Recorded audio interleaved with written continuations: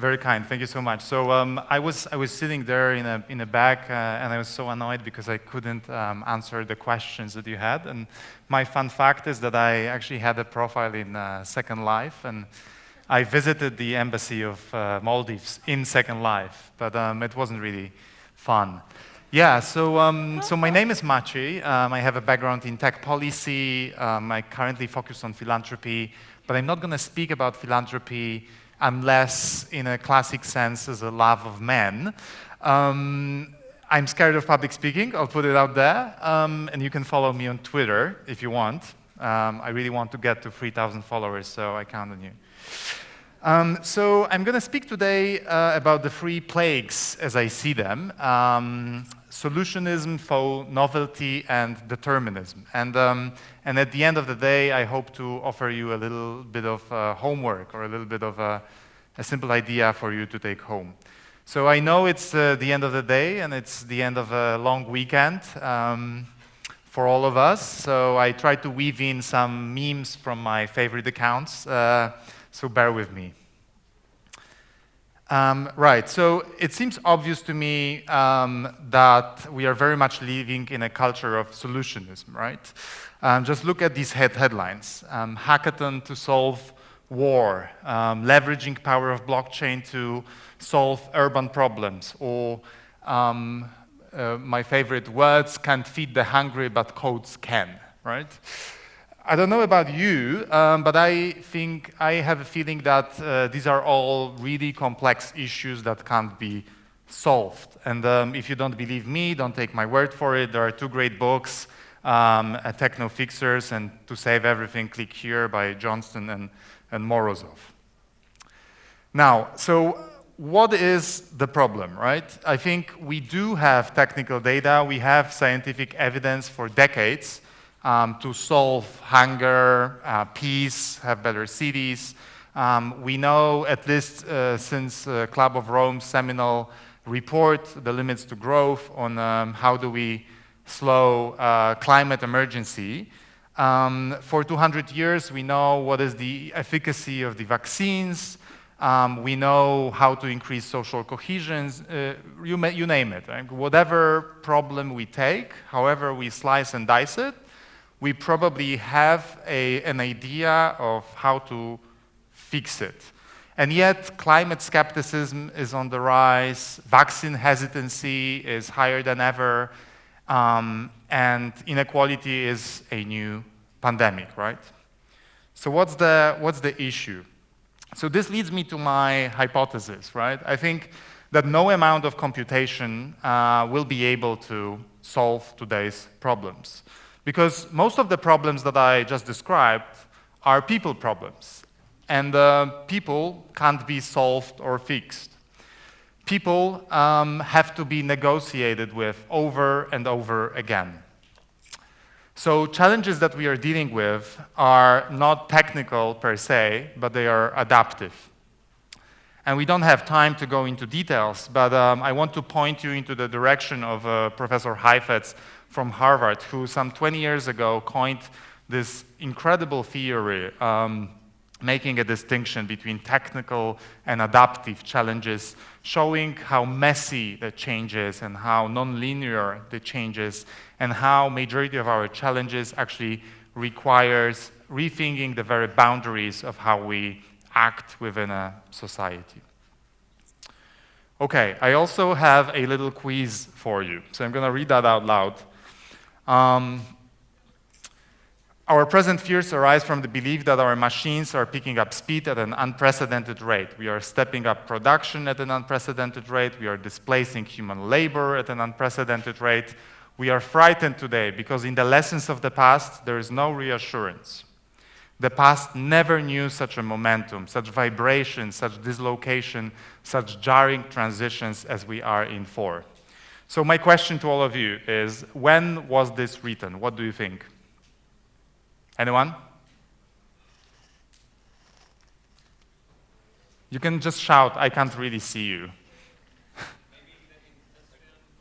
Maybe in the 90s, Industrial Revolution? Yeah, somewhere in between.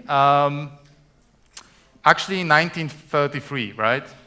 New York Times, Sunday, January 29th, 1933. But sounds a lot like something that could have as well be written last month.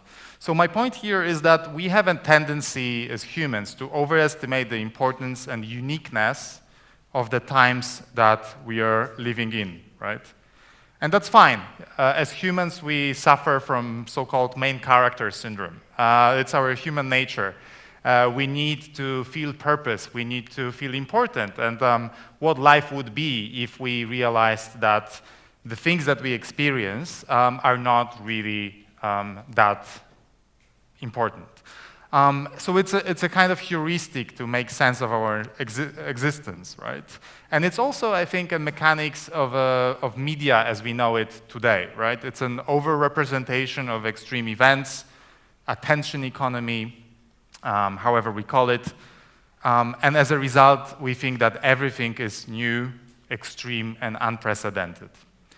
Now, we're also not very good at making predictions, I'm afraid.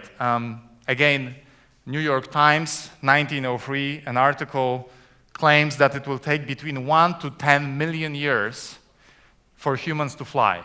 And guess what? 9 days later, Wright brothers put a plane in the air. 9 days.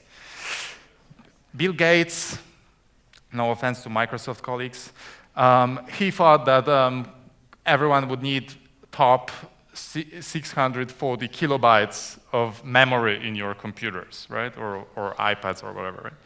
And my favorite of all, Nobel laureate Paul Krugman, by 2005 or so, it will become clear that the internet's impact on the economy has been no greater than the fax machine is. So bottom line here is have a healthy dose of skepticism and don't take predictions at face value. Both about the uniqueness of our times, but also about what future holds. Now, moving on. Third plague, determinism. So where are we, right? Peter Thiel used to say in, I think, 2013 Yale commencement address, we were promised flying cars, but instead we got 140 characters. And I think that was a reference to Twitter, but now even that is no longer the case because you can write essays on Twitter thanks to Elon Musk. So there is this sense of overpromise and a lack of delivery, right? And many of the speakers have mentioned that that concentration of power perhaps might be one of the reasons behind that. So Chomsky, a quote that many of you probably know, smart way of keeping people obedient is to strictly limit the spectrum of acceptable opinion, but then allow for a very lively debate within that spectrum, which, you know, kind of translates into you can have 100 filters on your phone, on all of your social media apps, but if you scratch the surface, you realize that all of those apps are owned by maybe 2 or 3 big tech giants. So the good news is that we are at the brink of change, I feel. There is this, I think, overwhelming feeling that something has to change. Something has to happen. So on one hand, governments are becoming way more successful at regulating and penalizing monopolies, and I think that's very much a good thing. VC-fueled startup utopia subsidized by Canadian pension funds is not going to last forever. And economists like Mariana Mazzucato or Kate Raworth, who think in planetary terms, are becoming mainstream. So there is hope. Not everything is set in stone. There are alternatives to mainstream deterministic visions of the future. And interestingly, many of those ideas are coming from very niche parts of the internet, sometimes through memes that I think are way more important than we think. In the corners of internet that is kind of still true to its origins, like Reddit or Discord or some niche Patreon accounts, etc., etc. Now, but there is a sense, I think, that not only the economy is broken, right? That the politics are broken too, right? So if you look at for instance, the trust in government. And I think this is I think, from Pew Research, that's about the US, but I think it's consistent around the world. Trust in public institutions are record low. And there's this general sense of grim. Some time ago, I hosted my favorite European political thinker, Ivan Krashtev, who's from Bulgaria, at my podcast. And he pointed me into this interesting phenomenon of this doomsday narrative that is dominating political discourse from left to right. So the left thinks, in short, that we are last men on Earth because of the climate emergency. Whereas for the right, the doomsday narrative is that we are the last Poles, Bulgarians, Italians, that it's the end of the nation states because of demographic decline. And speaking of demographic decline, right, one of the biggest problems of political West is the aging population. So from a perspective of a country, you want your demographic pyramid to look exactly like the one of Kosovo and not like the one of Europe. Having an aging population, I think, is an underestimated problem because it creates clashes within a political sphere where political interests of your generation, of the youth, cannot really be represented within parliamentary politics. And as a result, politics is moving out of the parliament, either on the streets or online. And lack of representation fuels the distrust that I shown on the last slide, the distrust in the government. So hopeful note is that you don't have that problem because Kosovo has a near perfect demographic pyramid. So seize that opportunity as youth to engage with the world of politics and not be surprised by what boomers like myself and older ones want to impose on you. Okay. So bear with me, because to finish, I have an idea for you. So since we established that there are no quick fixes and our problems are not new and the future is not set in stone, what do we do? I think that we need to get back to basics and study humanities and think of humanities and liberal arts in a really serious way. Why? I think because great literature, cinematography, philosophy are key to the sum total of human experience.